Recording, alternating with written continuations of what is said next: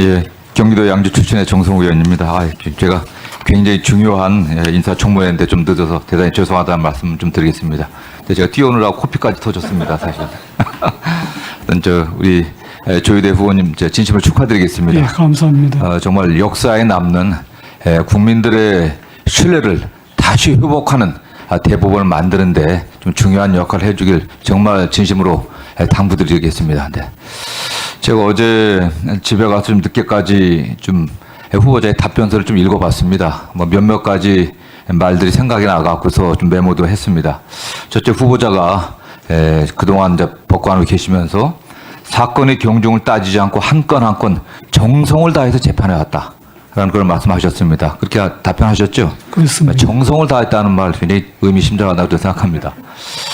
사법부와 국민들에게 도움이 될 수 있도록 하루하루 성심을 다해서 헌법을 받들겠습니다. 이렇게 다짐했죠. 예? 예, 그렇습니다. 성심을 다하시겠다고 했습니다. 그리고 법관들이 사건 한 건 한 건에 정성과 성의를 다하여, 정성과 또 성의라는 말씀을 또 주셨어요. 공정한 재판을 할 수 있는 환경 조성에 노력하겠다, 이런 말씀하셨습니다. 그리고서 학생들에게는 인간으로서의 타인에 대하여 공감하고 타인이 불행에 마음 아파할 줄 아는 측은지심을 가져야 한다는 점과 예비법조로서 법치주의 중요성을 항상 인식해야 한다. 이런 자세로 또 학교에 계셨다는 말씀도 하셨죠. 네. 그렇습니다. 저는 그리고 또 변호사 활동하지 않은 이유에 대해서 답변하시기는 실제 제 생각이나 교육도 그랬지만 청문회 과정에서 드린 말씀을 지키겠다라는 소박한 마음도 있다. 이렇게 답변하셨죠. 네. 그렇습니다. 정말 중요한 것 같습니다. 지금 김명수 대법원장 체제의 사법부가 공과가 있습니다. 늘 빛과 그림자가 있는 거니까 어쨌든 수평적인 법조 문화를 만드는 데 좀 기여했다는 그런 측면도 있고요. 또 어쨌든 판결서 공개 등 국민들의 알 권리를 충족시켰다라는 측면도 있지만 전체적으로 부정적인 평가도 적지 않다는 거 알고 계시죠? 이게. 예, 그런 좀 듣고 그런 있습니다. 비판도 많이 있습니다. 사실 좀 잘 점검하셔야 될 것 같아요. 정말 후보자가 앞에 우리 김명수 대법원 체제에 생겼던 여러 문제점들을 정파적 관점이 아니라 오직 국민의 입장에서 다시 점검하면서 사법부에 대한 국민의 신뢰를 회복하고 또 사법부 구성원들의 자부심과 긍지, 또 국가에 대한 책임감 같은 사명감들, 이런 것들 다시 살아나게 한다고 하면 역사에 남는 대법원장이 될 거라고 생각하고 있습니다. 제가 오기 전에 대부분의 또 위원님들께서 사법부의 독립을 굉장히 강조하셨을 거라고 생각합니다. 사법부의 독립 또는 정치적 중립성, 또 이거에 관련된 후보자의 의지를 다시 한번 좀 국민들에게 말씀해 주시길 좀 부탁드리겠습니다. 네. 예, 단 하루를 하더라도 결코 사법부 독립을 포기하지 않겠습니다. 다만 위원님 말씀하신 대로 저 역시 국민의 헌법이 명한 봉사자이기 때문에 그 봉사하는 길이 방금 말씀하신 대로 우리는 재판을 통해서 결국 봉사하는 것입니다. 그런데 그 재판이라는 것이 1년, 2년 하다 보면 매너리즘에 빠져서 그냥 사건을 그냥 무심하게 흘리기가 쉽습니다.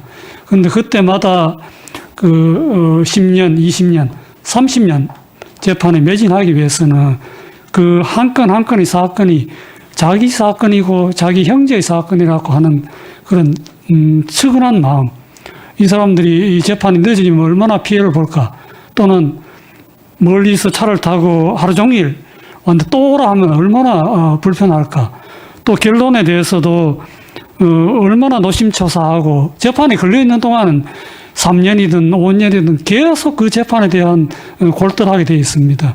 그런 데 대한 측은지심을 가져야만 평생을 하루하루 한 건 한 건 열심히 할 수 있다, 그런 생각을 가지고 있습니다.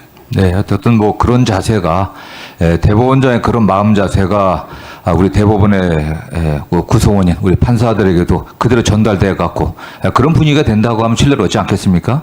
정말 측은지심을 갖고 정성을 다해서 또 성심을 갖고 최선을 다한다고 하면 신뢰는 회복될 것입니다. 그렇게 되는 사회가, 후보자가 이렇게 말씀하셨어요.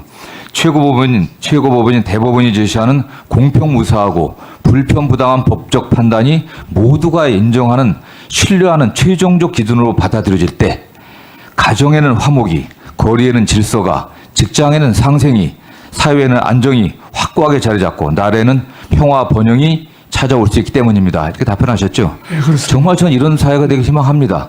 이런 약속을 하셨기 때문에 후보자가 결연한 의지를 갖고 사법부의 독립, 정치적 중립성을 지킨다고 하면 역사 남는 대법원장이 되리라 확신합니다. 꼭 그렇게 해주시겠죠. 예, 명심하겠습니다. 관련해 갖고 이 사법부의 독립을 침해하는 요소는 뭐 내부적인 측면도 있고 외부적인 측면도 있겠지만 내부 원장을 비롯한 내부 구성들 좀 결연한 의지가 있어야 됩니다. 관련해서 한 가지만 묻겠습니다.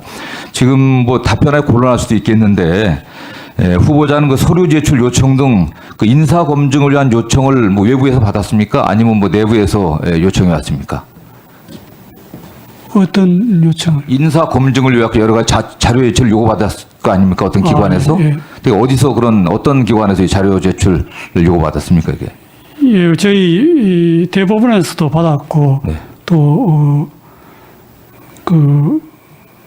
처음 수락할 때도 받았. 이 대법관이나 대법원장이 그 인사 추천돼 갖고 인사 검증을 할 때 과연 그 법무부에 어쨌든 인사 검증의 권한이 있는지 없는지에 대해서 사실 법무부 장관의 답변이 좀 오락가락해요. 저는 뭐 인사혁신처가 대법관이나 대법원장 후보자의 인사 검증을 할 권한이 있습니까?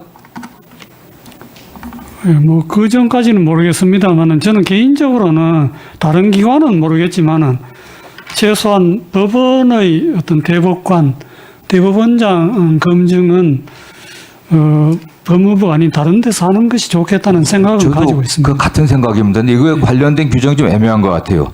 법무부 장관은 대통령이 임명하는 직이기 때문에 법무부에 권한이 있다 이런 주장을 또 하고 국회 법사위에 와서 그렇게 답변을. 적절치는 않은 것 같아요. 사법부의 독립이라든가 정적 중립과 관련해가지고 그래서 대법원 총장님들이나 우리 대법원장 후보자에 관련된 인사 정보가 어떤 건지에 대한 규정을 좀 공개를 쓸수 있을 것 같다고 생각합니다. 예, 잘 알겠습니다. 만약 국회 그 인정이 없게 되면 순간 미국에 관련해서 관심을 갖고 정리를 해주시면. 예, 잘 알겠습니다. 예, 이제 오전 주질의를 모두 마쳤습니다. 오전 인사청문회를 마치기 전에 후보자께서 의원님들의 질의에 충분히 답변하지 못한 사항이 있다든지 하시고 싶은 말씀이 있으면 하실 기회를 드리겠습니다.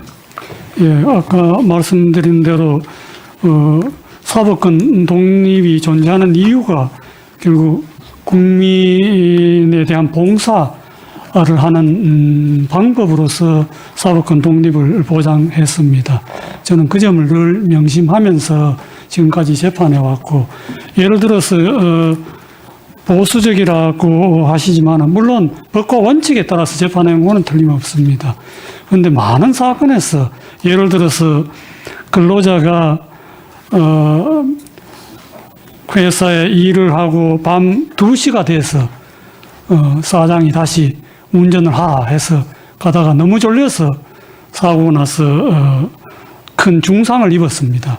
그때 1심에서는 운전자의 가장 기본 임무가 운전을 졸지 않고 하는 것인데 어떻게 회사를 상대로 손해배상을 청구하느냐라는 사건에서 저는 그 당사자가 직접 나온 사건에서 그렇지만은 고용주가 근로자를 자기 부하 부리듯이 그렇게 하는 것이 아니고 엄연히 보호 의무가 있고 또 그렇지 않다 하더라도 누가 봐도 2시가 넘어서까지 일하고 졸리는 게 뻔한데 한 경우에는 틀림없이 손해배상 책임을 져야 된다고 처음으로 노동자를 보호하는 판결을 해서 대법원에 가서 최초의 선례가 돼서 확정된 일이 있습니다. 그와 같이 저는 늘 법과 원칙에 따라서 재판해 왔고 아까 말씀드린 성폭력 사건도 마찬가지로 그거는 제가 개인적으로 할 수 있는 것이 아니고 우리 국회에서 만든 법과 대법원 판례에서 그런 경우에는 반드시 기속되도록 되어 있기 때문에 저도 그런 법과 기존의 판례를 따른 것이지 절대 그 사건 자체에 제가 어떤 당부를 판단한 것이 아니라는 것을 말씀드리겠습니다.